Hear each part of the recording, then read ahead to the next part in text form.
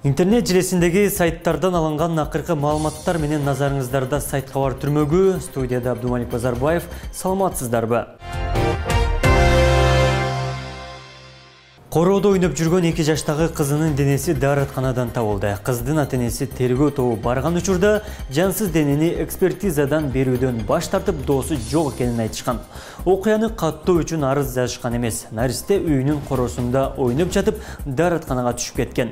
Буга чейин өзгөчө кырдаалдар министрлиги Кеңсай айылында 2 жаштагы кыз дааратканага түшүп кетип чарчап калганын билдирген болчу. Жерине 4 куткаруучу тартылган. Бирок куткаруучулар жеткенге чейин эле кыздын жансыз денесин туугандары чыгарып алган деп айтылат маалыматта. Ысык көлдө ортодо чыккан чырдан улам 37 жаштагы жаран каза болду. 7 сентябрь күнү саат 11:00 чамасында аймактык ооруканага оор жаракат алган 37 жаштагы жаран келип түшкөн. Көп өтпөй жабырлануучу ооруканада каза болуп калган. Алгачкы териштирүү иштеринде каза болгон адам Ананева айылынын тургуну болгондугу аныкталган. Ал таанышы велосипедин сурап кетип, башка айыл тургунуна 500 сомго сатып жиберген. Эртеси 7 сентябрь күнү велосипеддин ээси ичимдик ичип алып, аны менен сүйлөшүүгө келген. Экөөнүн ортосунда чыр чыгып, жабырлануучунун денесине оор жаракаттарды келтирген. Тергөө иштеринин натыйжасында кылмышка шектүү 4 жаран кармалган.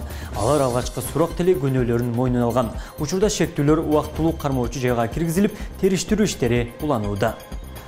Бишкекте жол кире үчүн 20 сом талап кылган маршрутка айдоочусуна чара көрүлдү. Өз алдынча жол кирени көтөрүп алган маршрутка айдоочусу менен келишим үзүлдү. Бул тууралуу Бишкек мэриясынан кабарлады. Маалыматка караганда, номер 230 маршрутканын айдоочусу жүргүнчүлөрдөн 20 сом талап кылган.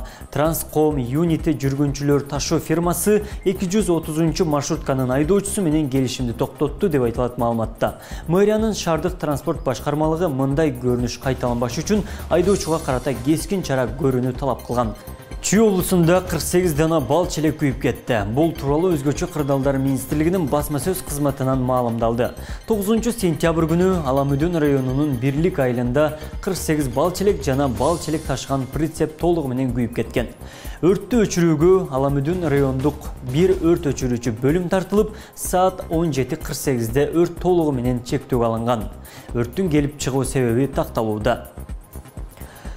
Бүгүн Ички иштер министрлиги активист Орозайым Нарматованын кармалышы боюнча расмий маалымат таратты. Ага ылайык рассалык, этностук, улуттук, диний же региондор ортосундагы кастыкты арыздашууну козутуу боюнча айыпталууда. Мекеме активист Москва шаарындагы "Мен макул эмесмин" жана "Менин укугум бар" аттуу коомдук кыймылдардын лидери жана Бүтүн Кыргызстан партиясынын мүчөсү катары Орусияда чогулуштарды жана жыйындарды өткөрүп келгенин белгилейт. Топтолгон материалдар кылмыштардын жана жоруктардын бирдиктүү рейстерине катталып, сотко чейинки өндүрүш башталган. Активист Орозайым Нарматованы бүгүн 10 сентябрда Таңгамал Ош эл аралык аэропортунан укук коргоо органдарынын кызматкерлери кармап кеткен. Орозайым Нарматова Орусияда иштеген эмгек мигранты. 2020 жылы өткөн парламенттик шайлоодо Бүтүн Кыргызстан саясий партиясынын алдыңкы 10-дук тизмесине кирип шайлоого катышкан болчу. Кабат үйдүн тышына Айсулуу Тыныбекованын сүрөтү тартылууда. Бишкектеги көп кабаттуу үйлөрдүн бирине Айсулуу Тыныбекованын сүрөтү тартылууда. Үй Жусуп Абдрахманов Токтогул көчөлөрүнүн кесилишинде жайгашкан. Имаратка балбан кыздын сүрөтүн түшүрүүсүн Дакса чыгармачылык тобу колго алган. Эскерте кетсек, Айсулуу Тыныбекова быйыл Токиодо өткөн Олимпиада оюндарында кыз келиндер күрөшү боюнча 62 салмакта күмүш пайга алган. Ал дүйнөнүн бир жолку, Азиянын 4 жолку чемпиону жана бир нече эл аралык мелдештердин жеңүүчүсү байге ээси. Тыныбекова кыргызстандык балбандар арасында дүйнө чемпиону болгон биринчи жана жалгыз спортчу. Кыз келиндер арасында биринчилерден болуп Азия чемпиону аталган.